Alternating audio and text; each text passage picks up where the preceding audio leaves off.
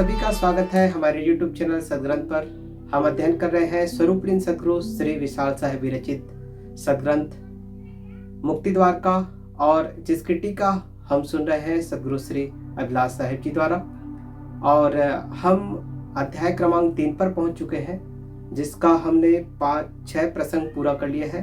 आज का जो प्रसंग है हमारा 7वां है, जिस पर मस्तिष्क, हृदय, अंतःकरण, इसके विषय में बताया गया कि ये सब जो है जड़ है, और इनसे भिन्न दृष्टा जो चेतन जीव है वह इन सब से अलग है, भिन्न है। शब्द क्रमांक 85 से आरंभ होता है।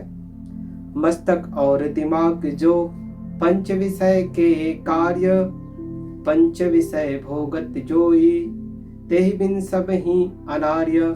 यहाँ पर सदगुरु श्री कहते हैं कि मस्तक और दिमाग ये सब जो है पंच विषय के ही कार्य है, पंच विषय के ही परिणाम है।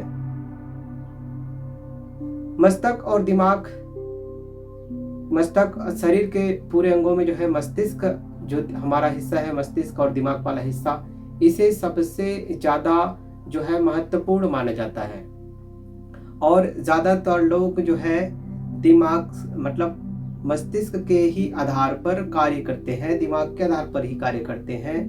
बहुत कम लोग हैं जो इस गूढ़ रहस्य को जान पाते हैं कि मस्तिष्क को हम स्वयं भी नियंत्रित कर सकते हैं। मतलब मस्तिष्क का हम जो है कहा जाए कि हम मालिक हैं, मस्तिष्क को हम स्वयं कंट्रोल कर सकते हैं। तो यहाँ पर वही सदगुरु बताते हैं कि मस्तिष्क और दिमाग जो पंच विषय के कार्य, ये सब पंच विषय के ही परिणाम है। शरीर के सारे पार्ट जो है, सारे अंग सभी जो है पंच विषय, पंच विषय हमारा जो शब्द, स्पर्श, रूप, रस और गंध, इन्हीं से संबंधित होते हैं पंच विषय हमारे। और इन्हीं के से हमारा शरीर का जो है निर्माण होता है, शरीर के सभी अंगों का। शरीर के सभी अंग इसी से निर्मित होते हैं, और इसी पंच विषय के ही कार्य होते हैं। हमारे मस्तिष्क भी इसी के ही परिणाम होते हैं, हमारा हृदय भी इसी का परिणाम होता है। सभी अंग इसी पंच विषय के ही परिणाम होते हैं। पंच विषयों को भोगने वाला कौन है? दृष्टा चेतन जीव है। और दृष्टा चेतन की उपस्थिति अगर ना हो तो ये पंच विषय सब क्या हो जाते हैं? अनार्य, मतलब जो है तुच्छ हो जाते हैं, या इसकी कोई श्रेष्ठता नहीं है। तो ये इस पद में सदगुरु ने हमें बताया। तो एक बार हम इसकी टीका पढ़ते हैं। मस्तिष्क या दिमाग, हृदय आदि जड़ पंच विषय के कार्य है। जो पांचों विषयों को भोगता है वह उनसे सर्वथा पृथक है, मतलब चेतनात्मा उससे पृथक है। भोक्ता चेतन के बिना, आत्मा के बिना, चेतन के बिना, जीव के बिना पंच विषय भोग, पंच विषयों का जो भोग है ये सब तुच्छ है, मतलब कोई कारण नहीं है, इसका कोई प्रयोजन ही नहीं है, तुच्छ है। अगर विषयों की आवश्यकता या विषयों का जो गुण है तभी सार्थक होगा जब उससे भोगने वाला हो। अर्थात जीव अगर ना हो तो भोग विषय की कोई अहमियत नहीं है। भोगों को जानने वाला, भोगों को भोगने वाला, भोगों को देखने वाला, भोगों को महसूस करने वाला जब तक नहीं होगा तब तक उसकी कोई उपयोगिता नहीं है। अगले पद में कहते हैं, भोग न भोगे भोग को, सुख दुख जानी प्रयत्न।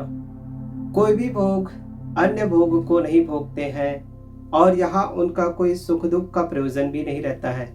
सुख दुख जानी प्रयत्न, या सुख मानकर या दुख जानकर कोई प्रयत्न ही नहीं करते हैं। सुख जानकर न तो किसी चीज को पाने की चाहत होती है, और न ही दुख जानकर किसी चीज को छोड़ने की इच्छा या प्रयत्न या कोई कार्य या प्रतिक्रिया नहीं होती, क्योंकि विषयों में क्या नहीं है? चेतन सत्ता नहीं है। चेतन सत्ता अलग है और जड़ सत्ता अलग है। शब्द रूप रस गंध जो सप्रश माही न प्रयत्न। फिर सदगुरु कहते हैं कि चाहे आप कोई भी विषय ले लीजिए, शब्द ले लीजिए, रूप ले लीजिए, रस गंध स्पर्श, सब में किसी में भी ये प्रयत्न नहीं रहते हैं। सुख दुख भोगै नहीं तहाँ, करि भोगन एकात्र। सुख दुख का भोग विषय नहीं करते हैं, और विषय दूसरे विषयों को इकट्ठा भी नहीं करते हैं। करिधरि भोगे भोग नहीं, जानी मानी दिन रात्र। जैसे जीव, जैसे आप चींटी को देखोगे तो रात दिन जो है वो इकट्ठा करने में लगा रहता है। चींटी कुछ भी चीजें जो है वो रात दिन प्रयत्न में रहता है, इकट्ठा करता रहता है, सबसे ज्यादा संचित करता रहता है। उसी प्रकार से कोई भी जीव, कोई भी प्राणी, मनुष्य रात दिन जो है मेहनत करता रहता है, विषयों को भोगने के लिए, इकट्ठा करने के लिए, उसे संचित करने के लिए, पाने के लिए। तो सुख दुख भोगै नहीं तहाँ, करि भोगन एकात्र। करिधरि भोगै भोग नहीं, लेकिन ये जो भोग पदार्थ है उसमें तो ऐसा नहीं होता है। जानी मानी दिन रात्र, इस तरीके से इसका आशय है। टीका हम पढ़ते हैं एक बार।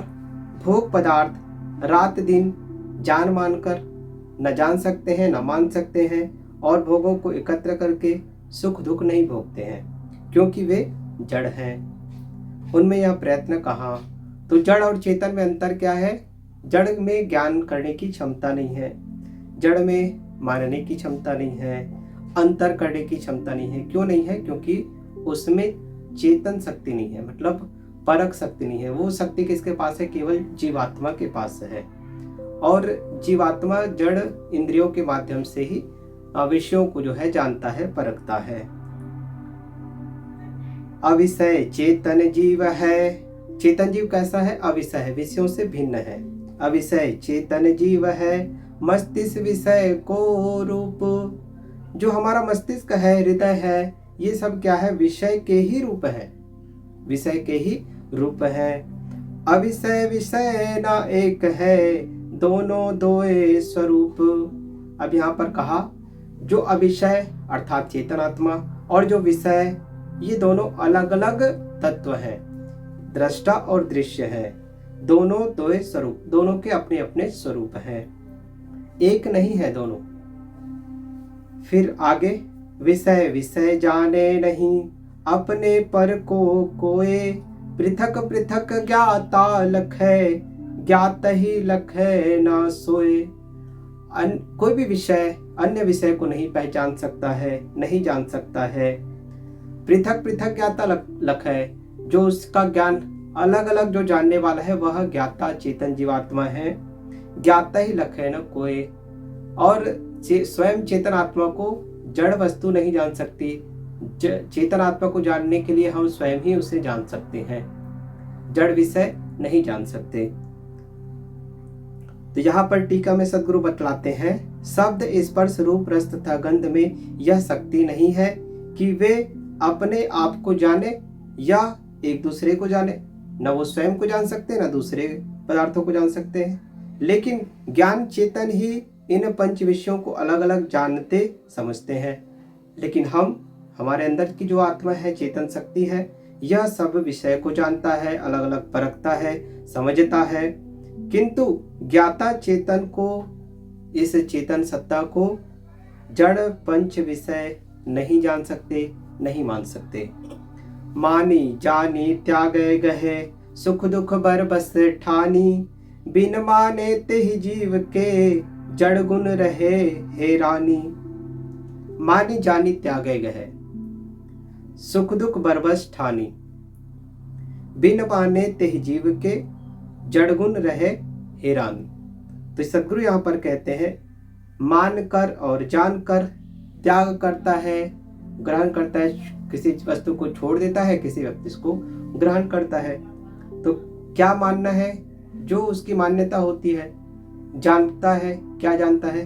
तो यहाँ पर कहते हैं, यद्यपि जड़ और चेतन के भेद को ठीक से समझ लेने पर सुख और दुख नाम की कोई स्वतंत्र वस्तु नहीं ठहरती, तथापि अपने स्वरूप के अज्ञान से देहधारी जीव विषयों को देखकर उनमें हठात, मतलब बरबस ठानी कहा गया ना, दुख सुख बरबस ठानी, बलपूर्वक सुख और दुख मान मान कर उसका ग्रहण और त्याग करते रहते हैं। यदि ये चेतन जीव बिन माने ते ही जीव के, यदि ये चेतन जीव जड़ गुण रहे हैरानी, यदि ये चेतन जीव जड़ पंच विषयों को न जाने माने, तो उनके गुण होते हुए खोए सरीखे रहेंगे, जड़ गुण रहे हैरानी। मतलब इस तरीके से यहाँ पर उदाहरण भी दिया सदगुरु ने जो है, हीरा, जैसे हीरा बहुमूल्य पदार्थ है, बहुमूल्य रत्न है, तो हीरा न सुख रूप है और न ही दुख रूप है, वह एक पत्थर है, किंतु देहधारी जीव ने उसकी कीमत की कल्पना की। वह मिल जाए तो व्यक्ति सुख मानता है और ना मिले, मिलकर खो जाए तो दुख मानता है। यदि चेतन जड़ पदार्थों का मूल्यांकन ना करे, जैसे कोई व्यक्ति ने बताया कि हीरा बहुमूल्य है, अगर ना बताया होता तो हीरा का कोई मूल्य ही नहीं रहता, न उसे किसी को पाने की चाहत होती, न ही खोने का भय होता, न चिंता होता, न दुख होता। जैसे सोना आज बहुमूल्य रत्न माना जाता है सोना, तो इसको किसने बताया? इंसान ने बताया, मनुष्य ने बताया, किसी ने खोज किया कि सोना जो है कीमती धातु है और उसका कीमत जो है बढ़ा। और यहीं पर आज कोई जो है ये निष्कर्ष निकाल दे कि सोने में कोई जो है मूल्य नहीं है, कोई कीमत ही नहीं है सोने का, या जिनको सोने के बारे में कुछ पता नहीं है उनके लिए सोना क्या है? पत्थर के समान है, लोहे के समान है, कंकड़ पत्थर के समान ही है। तो यहाँ पर चेतन जीव ही किसी पदार्थ में वह गुण देखता है, उसकी मानंदी रखता है और उस अनुसार उसके अनुरूप वह जो है एक मान्यता क्रिएट करता है। जैसे हमने यहाँ पर सदगुरु ने हीरे का उदाहरण दिया, सोने चांदी जो आभूषण है इन सब के उदाहरण है, लेकिन ऐसे कई रत्न होंगे पृथ्वी पर जिसको हम नहीं जानते हैं, तो उसके होने या ना होने से हमारे लिए कोई अंतर नहीं पड़ता है। रूप छोड़ को चित्र गहे, चार विषय जो और, तब चेतन की बात क्या, जेहि गोचर तजी ठौर। अब यहाँ पर कहते हैं, आप ध्यान से समझना, रूप छोड़ को चित्र गहे, जो रूप विषय मतलब जो आंखों से दिखाई देते हैं, पूरे जो है ब्रह्मांड में, पूरे हमारे आसपास जो आंखों से दिखाई देते हैं, केवल इन्हीं चीजों, इन्हीं विषयों का हम जो है चित्र बना सकते हैं। लेकिन जो आंखों से नहीं दिखाई देता है, जैसे रस दिखाई नहीं देता है, गंध दिखाई नहीं देता है, क्या इसका हम चित्र बना सकते हैं? नहीं बना सकते हैं। तो रूप छोड़ को चित्र गहे, रूप को छोड़कर मतलब जो हमें दिखाई देते हैं, आंख से जो दिखाई देते हैं, उसे यहाँ पर कहा गया कि रूप छोड़ को चित्र गहे। इसके अलावा किन विषयों का हम चित्र बना सकते हैं? चार विषय जो हमारे पास और जो चार विषय है, शब्द, स्पर्श, गंध और रस, ये चार विषय और है। इनका कौन चित्र खींच सकता है? न शब्द का हम चित्र खींच सकते हैं, न स्पर्श का, न गंध का और न ही रस का चित्र खींच सकते हैं। फिर जो इंद्रिय और उनके विषयों से सर्वथा पृथक है। अब जो इंद्रिय संबंधित है, क्या जो शब्द इंद्रिय से संबंधित है, रस इंद्रिय संबंधित है और हमारे जो गंध है इंद्रिय संबंधित है, स्पर्श भी इंद्रिय संबंधित है।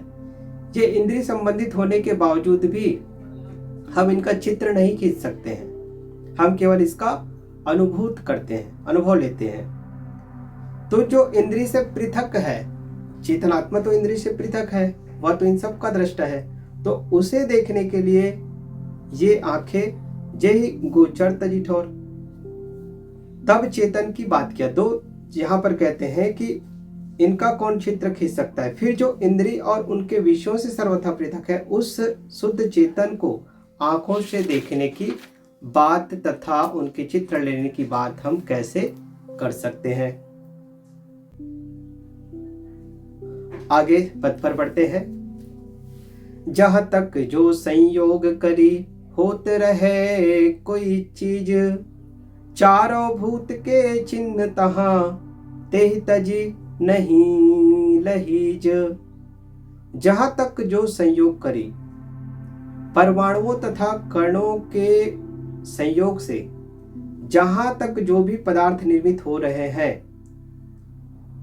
होत रहे कोई चीज, जहां तक जो संयोग करी, होत रहे कोई चीज, निरंतर जो है संयोग हो रहा है। किसका संयोग हो रहा है? परमाणुओं तथा कणों का।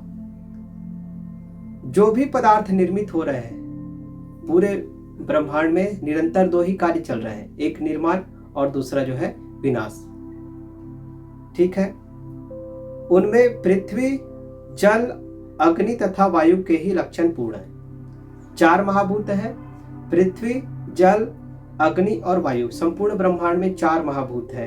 वो क्या क्या है? पृथ्वी, जल, अग्नि और वायु। इसी के लक्षण से पूर्ण है। इनको छोड़कर उनमें अन्य कुछ नहीं है।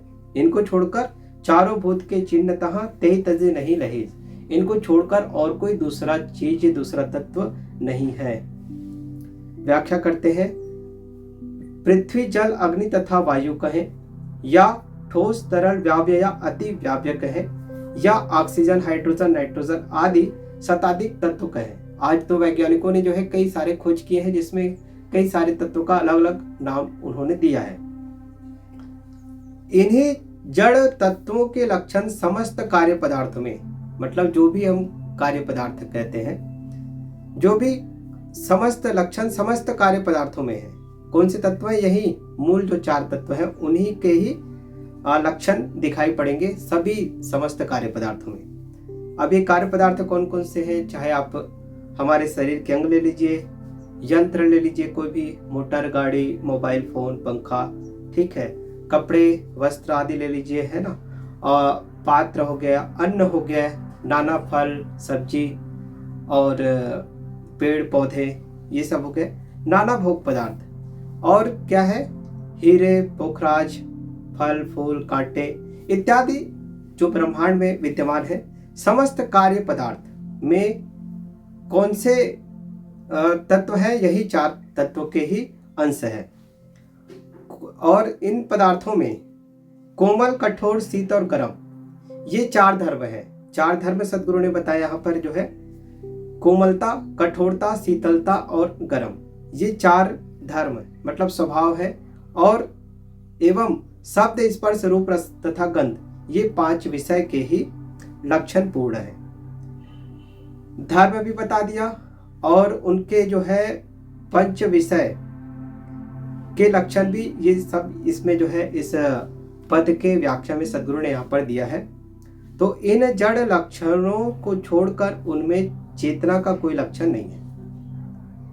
आगे का जो अध्याय है इसमें सब सारे जो है और स्पष्ट रूप से सदगुरु हमें समझाएंगे, बताएंगे कि कैसे क्या क्या गुण होते हैं, 6 भेद होते हैं। उन सभी 6 भेदों का भी विस्तार इस ग्रंथ पर दिया गया है। तो वो भी चर्चा सदगुरु करेंगे आगे।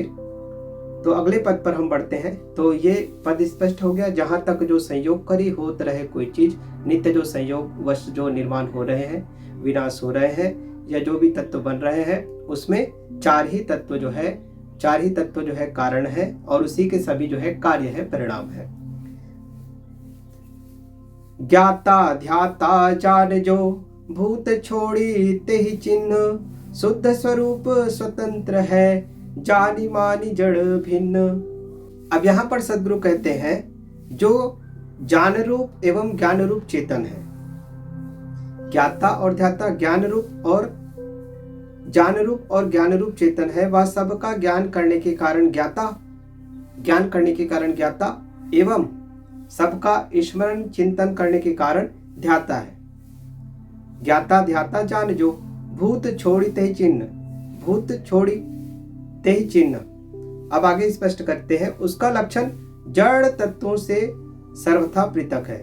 भूत छोड़ी, भूत मतलब जो जड़ तत्व है उससे सर्वथा भिन्न है। छोड़ी मतलब भिन्न है। ते ही चिन्ह, उसका लक्षण जो है भिन्न है। उसका लक्षण जड़ तत्वों से सर्वथा भिन्न है, पृथक है। शुद्ध स्वरूप स्वतंत्र है।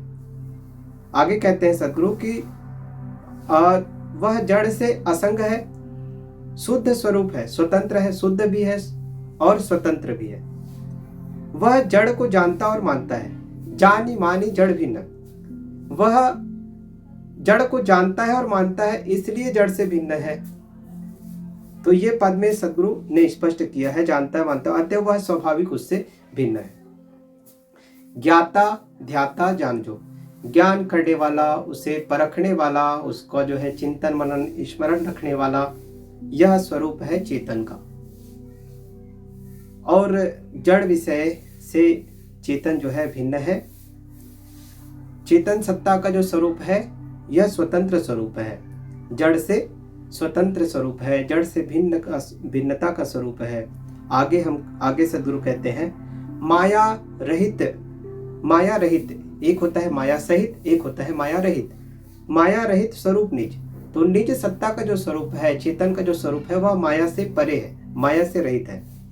यक एक है, एक रस है, अकेला है और साथ ही साथ एक मतलब अखंड है। यहाँ पर तीन बातें कही।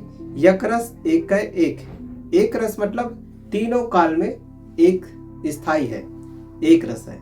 एक है मतलब इसका कोई दूसरा नहीं है, ये किसी अंश नहीं है किसी का। अकेला मतलब अपने आप में ही है, पूर्ण है। और अखंड, इसका कोई खंड विखंड, ये विभाजित होने वाला या नाश होने वाला या क्षय होने वाला नहीं है। अखंड मतलब अजर अमर है। तो ये सद्गुरु ने कहा जड़ तत्वन के चिन्ह तजी, जान जान जहेक। जड़ तत्वन के चिन्ह तजी, वह जड़ तत्वों के लक्षणों से रहित केवल जाने जान जहेक मतलब ज्ञान ही ज्ञान स्वरूप है।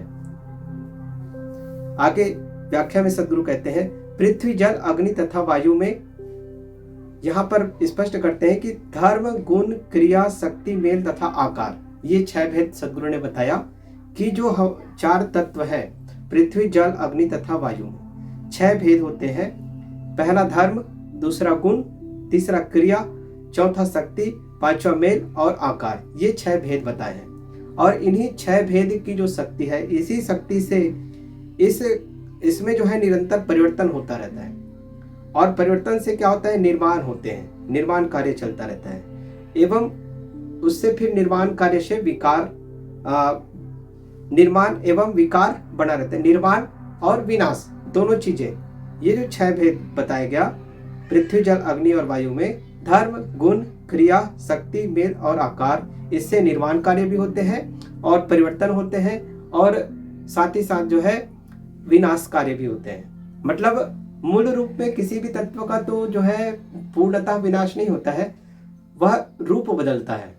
इस तरह मतलब जो है विज्ञान में हम पढ़ते हैं कि जो है एक रूप से दूसरे रूप में परिवर्तन होता है। ऊर्जा जो है कभी भी खत्म नहीं होता है। तो ये जो है ऊर्जा है एक तरह से, मतलब एक शक्ति है जो जड़ तत्व की अपनी एक शक्ति है, जो शक्ति यहाँ पर बताया गया 6 भेद के रूप में, यही इनकी शक्ति है। और इसी शक्ति के आधार पर इसमें निरंतर परिवर्तन निर्माण और विकार होते हैं।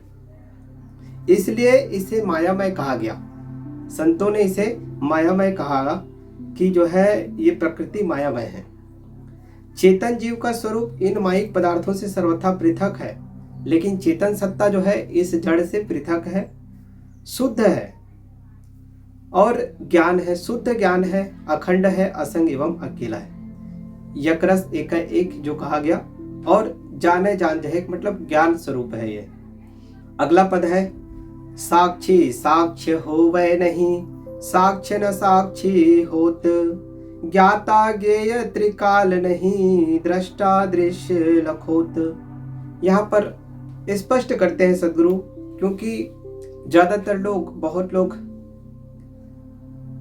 लोग जीव और प्रकृति, जीव और जड़, चेतन और जड़ को दोनों में मिक्स कर देते हैं, एक कर देते हैं, दोनों को एक रूप ही मान लेते हैं, दृष्टा को भी और दृश्य को भी, चेतन को भी और जड़ को भी, दोनों को एक मान लेते हैं। तो यहाँ पर सद्गुरु कहते हैं साक्षी साक्ष्य होवे नहीं।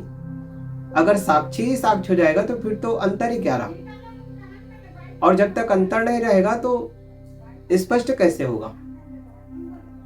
साक्ष्य न साक्षी होत, न साक्षी साक्ष्य नहीं होता है और न ही साक्ष्य साक्षी होता है। ज्ञाता ज्ञेय नहीं होता तथा ज्ञेय ज्ञाता नहीं होता। इसी प्रकार दृष्टा कभी दृश्य नहीं होता तथा दृश्य कभी दृष्टा नहीं होता। तो ये सद्गुरु स्पष्ट करते हैं। जानने वाले को ज्ञाता कहते हैं और देखने वाले को दृष्टा कहते हैं। तो जो देखने वाला है वह दृश्य कैसे हो सकता है, जो जानने वाला है वह ज्ञेय कैसे हो सकता है। तो यही इस पंक्ति का अभाव है। सद्गुरु यहाँ पर हमें स्पष्ट करते हैं कि जो भ्रांति है, भ्रांतियां लोगों ने फैला रखी है कि चेतन और जड़ एक है। तो तो यहाँ पर चेतन और जड़ एक नहीं है, ये दोनों भिन्न है, दोनों अलग अलग तत्व है। और अलग तत्व की अपनी जो स्वतंत्र रूप स्वरूप है, वो स्वतंत्रता हमेशा रहती है, तभी ये भेद संभव है, अन्यथा भेद संभव नहीं है। और इससे अगर एक रहेगा तो कभी भी जो है वो दुख क्रिएट नहीं कर पाएगा या फिर विरोधी नहीं होंगे। कोई जड़ से हमेशा जड़ और चेतन दोनों जो है विरोधी है। अगले पद पर स्वयं आप चैतन्य जो पार जो जड़ के चिन्ह कितहु रहे ना कहूँ मिले सब हूँ सबसे भिन्न सधीन। स्वयं आप चैतन्य जो हमारा जो स्वयं चैतन्य आत्मा है, पार सो जड़ के चिन्ह जो जड़ से परे है, जड़ के चिन्ह जो पांचों भूत है।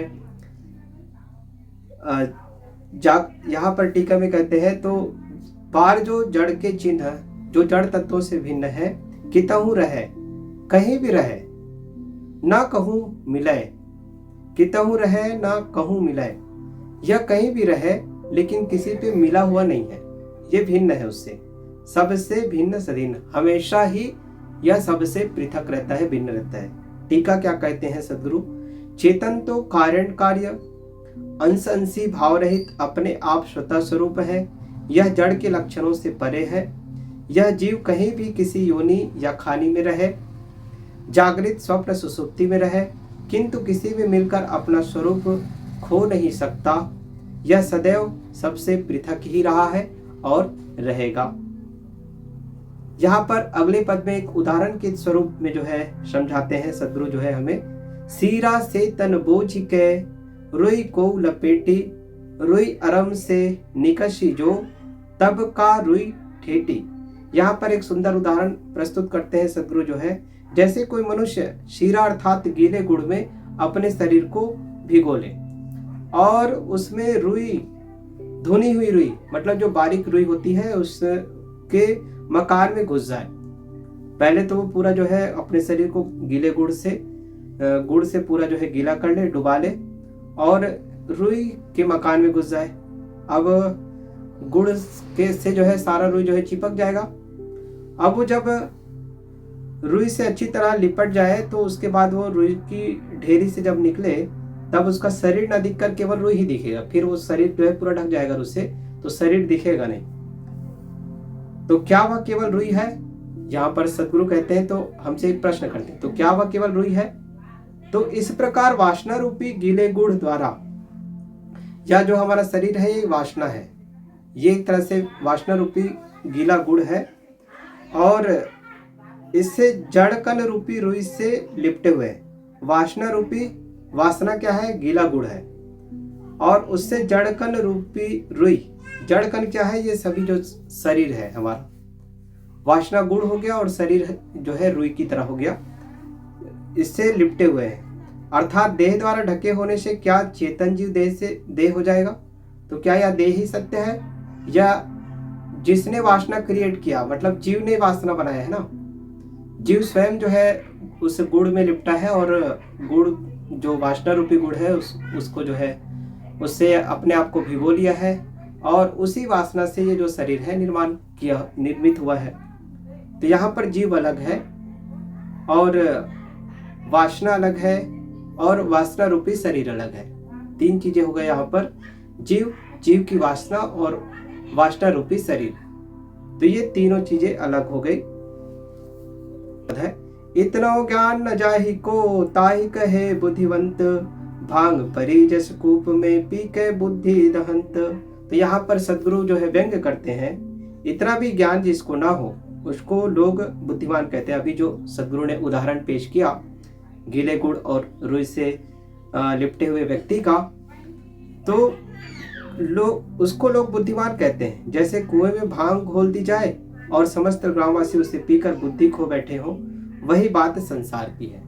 कहते हैं कि पूरा संसार मानो जो है नशे में है और असत्य बात को सत्य मान रहे हैं। इस तरीके से सद्गुरु यहाँ पर व्यंग करते हैं, एक आघात करते हैं। अगला पद है, यंत्री यंत्रणा एक है, घट जल पंथी पंथ, ग्राम धाम नर भिन्न है, भिन्न रचयिता ग्रंथ। यहाँ पर फिर से भेद स्पष्ट करते हैं। यंत्री मशीन और यंत्र को चलाने वाला दोनों अलग है, दोनों एक नहीं है।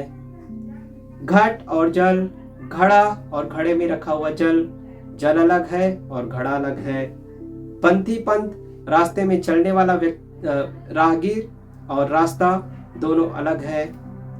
ग्राम धाम नर, गांव, गांव में बने हुए घर और घर में रहने वाले नर, सब अलग अलग है। गांव भी अलग है, घर भी अलग है, घर में रहने वाला व्यक्ति भी अलग है। भिन्न रचयिता ग्रंथ, ग्रंथ की रचने वाला अलग है और ग्रंथ अलग है। इस तरीके से सद्गुरु यहाँ पर जो है जीव और जड़ चीजों का भेद बताते हैं कि कैसे जो है चेतन सत्ता अलग है, जीवात्मा अलग है और जड़ कार्य अलग है। जड़ कार्य में हमें बताया कि शरीर भी जड़ कार्य है, मस्तिष्क, हृदय, शरीर के अंग जो भी है सभी जो है जड़ कार्य है और चेतन जीवात्मा अलग है। विषयों के बारे में बताया इस विषय में कि कोई भी विषय जो है एक दूसरे को नहीं जानते हैं, जो जानने वाला है वह चेतन सत्ता ही है। तो इस तरीके से यहाँ पर हमारा प्रसंग क्रमांक 7 समाप्त होता है। अगले प्रसंग की ओर अगले वीडियो में हम अध्ययन करेंगे प्रसंग क्रमांक 8 के विषय में, जो मन इंद्रियों का साक्षी चैतन्य जीव मन इंद्रिय देह से पृथक कैसे है, इसके विषय में आगे हमें सद्गुरु बताएंगे। आज के अध्ययन में इतना ही, आगे फिर हम अध्ययन करेंगे। तब तक के लिए सभी का धन्यवाद। इस वीडियो को ज़्यादा से ज़्यादा शेयर करें, लाइक करें और कमेंट करें।